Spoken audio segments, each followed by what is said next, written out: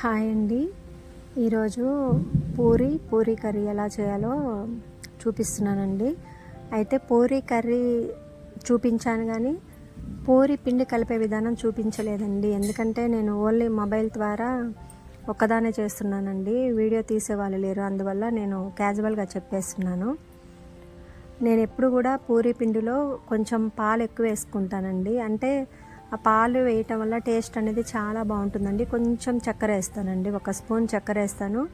పావు కేజీ పూరీ పిండి తీసుకున్నాను అనుకోండి, 1 గ్లాసు అంటే పావు లీటర్ గ్లాస్ అంటారు అంత మందం పాలు వేస్తానండి. చాలా మృదువుగా వస్తాయి, పూరీ కూడా టేస్ట్గా ఉంటుందండి. మీరు గమనించారో లేదో, నేను ప్యాన్ పెట్టినప్పుడు ఆయిల్ వేసాను కదా, ఆయిల్ బాగా ఎక్కువ వేయాలి, గమనించారా? కొంచెం సాల్ట్ కూడా యాడ్ చేసా. ఈ సాల్ట్ యాడ్ చేయటం వల్ల పూరీలు ఎక్కువగా ఆయిల్ పీల్చుకోవండి.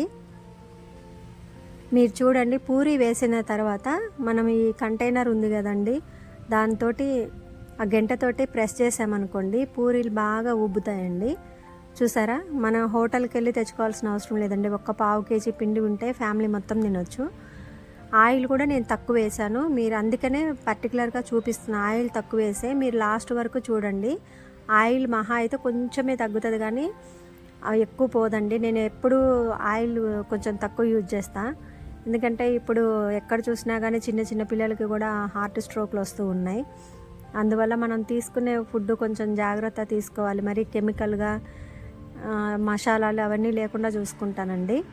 ఇది చూడండి, పూరీస్ నేను పావు కేజీ పిండే తీసుకున్నాను కదా, ఎలా పొంగుతున్నాయో చూసారా? ఓన్లీ పాలు 1 స్పూన్ చక్కెర వేసేసి పిండి బాగా పిసికి కలిపి ముద్దలాగా చేసేసి ఒక హాఫ్ అన్ అవర్ దాని మీద మూత పెట్టి పక్క పెట్టేస్తానండి. ఇక అంతే. ఒక్కోసారి స్కూల్కి వెళ్ళేటప్పుడు బిజీగా ఉన్న టైంలో నైట్ కూడా కలిపి హాట్ బాక్స్లో పెట్టి ఫ్రిడ్జ్లో పెడతానండి. ఎప్పుడు కూడా పాడు కాలే. చూడండి ఎలా పొంగుతున్నాయో. కాకపోతే మీకు కలిపే విధానం చూపించలేదు. అయితే మా గార్డెన్లో పసుపు వేసానండి. అవి మొక్కలు వచ్చాయి, కొంచెం పెద్దగా అయిన తర్వాత చూపిద్దాం అనుకుంటున్నా. అయితే గార్డెన్లో బ్రహ్మకమలాలు పూస్తే నేను వీడియో పెడితే అసలు వీడియోకి వ్యూస్ రాలా, లైక్లు లేవండి. అసలు అది ఎంత రేర్గా దొరికే ఫ్లవరు. నేనైతే అనకూడదు కానీ అన్ని పుణ్యక్షేత్రాలకు వెళ్ళొచ్చినట్టు ఫీల్ అయినా.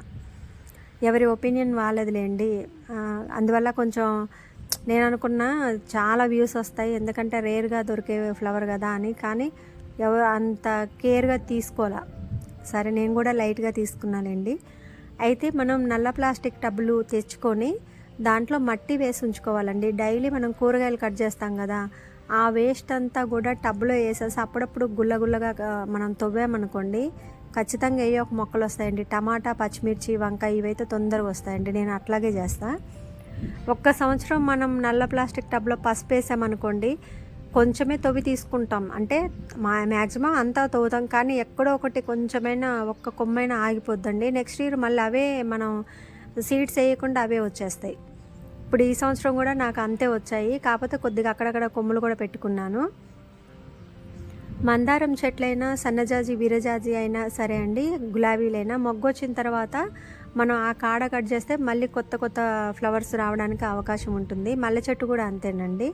ఎక్కువగా బియ్యం కడిగిన నీళ్లు పోస్తాను. అలాగే ఇంకోటి అంటే కాఫీ, టీ పొడిన వేస్ట్ వాటర్ ఉంటుంది కదా, అవి ఒకటి యాడ్ చేస్తానండి. ఇంకోటి పుల్ల మజ్జిగ ఒకటి, మా దగ్గర ఈ మందు కొడతారు కదండి మొక్కలకి, అది ఉంది మెషిను. దాంతో ఈ పుల్ల మజ్జిగ ఒకటి, ఇంకొకటి కొంచెం అంటే బియ్యపు నీళ్ళు, ఇవి కలిపినప్పుడు వాటికి పైన ఫెర్టిలైజర్లా కొడతానండి. దానివల్ల మిల్లీ బర్డ్స్ లాంటి ఉంటాయి కదా, అవి చనిపోతాయండి, ఎక్కువ ప్రొడ్యూస్ కావు. అలాగే ఇంకోటి ఏంటంటే, మొక్కల్ని మనం గమనించినప్పుడు వేస్ట్ పార్ట్ అయితే ఏదైతే ఉందో, ఫంగస్ ఏది ఉందో అది కట్ చేసుకోవాలండి. లేకపోతే మొత్తం చెట్టు అంతా వచ్చేస్తుంది.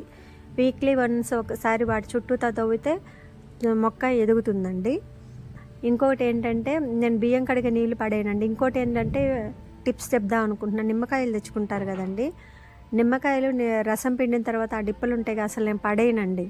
వాటిని ఎండబెట్టి పౌడర్ చేసేసి విమ్ బార్ సోపులన్నా కలుపుతా. లేకపోతే సింకు, గ్యాస్ స్టవ్ కడగడానికి నిమ్మకాయ దెబ్బలు, అవి డిప్పలు ఉంటాయి కదండి, అవి ఎక్కువగా వాటికి యూజ్ చేస్తాను. చాలా బాగుంటుంది. అలాగే ఇంకోటి ఏంటంటే, ఒక్కోసారి నిమ్మరసం విమ్ బార్లోకి పిండుతా. ఎందుకంటే నాన్ వెజ్ వండినప్పుడు కొంచెం స్మెల్ వస్తుంది కదండి, ఆ స్మెల్ రాకుండా నిమ్మకాయ పిండితే మంచి స్మెల్ వస్తుందండి. ఇంకోటి గిన్నెలు కూడా తలతల మెరుస్తూ ఉంటాయి. బాత్రూమ్లు క్లీన్ చేసేటప్పుడు ఫస్ట్ నిమ్మ సాల్ట్ అప్లై చేస్తానండి. వాటర్లో కలిపేసి బాత్రూమ్ అంతా అప్లై చేసేసి ఒక పావు గంట తర్వాత శుభ్రంగా చీపురు కడుతో గీరు కడుగుతానండి. ఇప్పుడు పూరీ కర్రీ ప్రిపేర్ చేసుకునే విధానం అండి. పావు కేజీనే తీసుకున్నా కదండి గోధుమ పిండి. మనం పూరి ప్రిపేర్ చేసేసాం కదా. ఇప్పుడు శనగపిండి వచ్చేసి 3 స్పూన్లు అండి వాటర్లో కలుపుకుంటున్నాను. ఎందుకంటే మనం డైరెక్ట్గా వేస్తే ఉండలుగలుగుతాయి. చూసారా ఆయిల్ ఎంతో పీల్చుకోలేదు. ఆయిల్ మొత్తం కూడా వేసిందంతా అట్లనే ఉంది. మొత్తం తీసేసండి. 1-2 స్పూన్ల ఆయిల్ ఉంచాను. ఎందుకంటే పూరీకి ఎట్లాగో కొద్దిగానే ఉంటుంది కదా, అందువల్ల.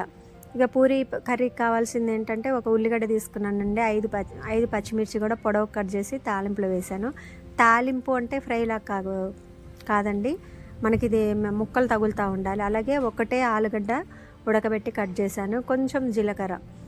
ఇప్పుడు ఏంటంటే పచ్చి బఠానీలు ఉంటాయి కదా అవండి, కాకపోతే కొంచెం అవి వాటిని ఏమంటారు మొలకలు ఎత్తాయి, అవి కూడా ఉడకబెట్టి యాడ్ చేస్తున్నాను. క్యారెట్ వచ్చేసి ఒక క్యారెట్ తీసి కట్ చేసుకున్నానండి, అది కూడా యాడ్ చేస్తున్నాను. కొంచెం జీలకర్ర అంతే, కరివేపాకు, కొంచెం అంతా అల్లం వెల్లుల్లి పేస్ట్ అండి. ఇంతవరకేనండి.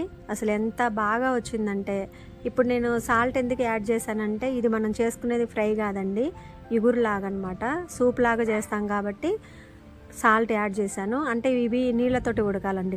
కొంచెం అల్లం వెల్లుల్లి పేస్ట్ వేసాను. అయితే మనం శనగపిండి డైరెక్ట్గా ఎందుకు వేయకూడదంటే ఉండలు కడుతుందండి, అందుకనే వాటర్లో కలిపి వేసామనుకోండి మంచిగా ఉంటుంది. అలాగే కొంచెం కొత్తిమీర యాడ్ చేశాను. ఇప్పుడు మీరు చూడండి అండి, లిక్విడ్ అనేది మనం బాగా పలచగా చేసుకోవాలి. ఎందుకంటే శనగపిండి తొందరగా ముద్దలాగా అవుతుంది. అందువల్ల కొంచెం లిక్విడ్గా ఉంచుకుంటే మనం తినబోయేసరికి కొంచెం లేట్ అయినా కానీ అలా కొంచెం గ్రేవీ లాగా ఉంటుంది, లేకపోతే మరీ ముద్దలాగా అయిపోతుందండి. అందువల్ల చూసారా ఎంత వాటర్ లాగా చేశానో. మీరు 1-2 నిమిషాలకి ఇదంతా దగ్గరకు వచ్చేస్తుందండి, ఎక్కువ టైం పట్టదు. ఇప్పుడే మనం అయితే ఎండుమిర్చి కారం కంటే కూడా పచ్చిమిర్చి కారమే చాలా మంచిదండి దీనికి. వాటర్ అంతా పలచగా చేశాను కదా, కొంచెం అంతా ధనియాల పౌడర్. ధనియాలంటే ఓన్లీ ధనియాలు, సాజీరా, చెక్క, లవంగ, ఇలాచి, వీటినే బ్రౌన్ కలర్ వచ్చాక దాకా వేయించి మిక్సీ పట్టి లాస్ట్కి ఎల్లిపాయ కూడా వేసి మిక్సీ పడతానండి. అదే నేను మసాలా చేసేది. 1 స్పూన్ యాడ్ చేశాను. ఆల్రెడీ ఫ్లేవర్ మామూలుగా లేదండి, పూరీ కర్రీ చేస్తున్నట్టు వస్తూనే ఉంది. మీరు ఒకసారి సేమ్ ఇలాగే ట్రై చేసి చూడండి.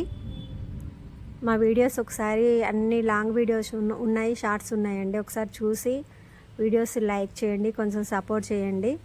మీకు నేను చెప్పే టిప్స్ ఏమన్నా యూజ్ఫుల్ అయితే, మీకు ఏమైనా యూజ్ ఉంటే వాటిని తీసుకోండి, లేకపోతే స్కిప్ కొట్టేయండి అంతే. దాంట్లో పెద్ద విశేషం ఏం లేదండి.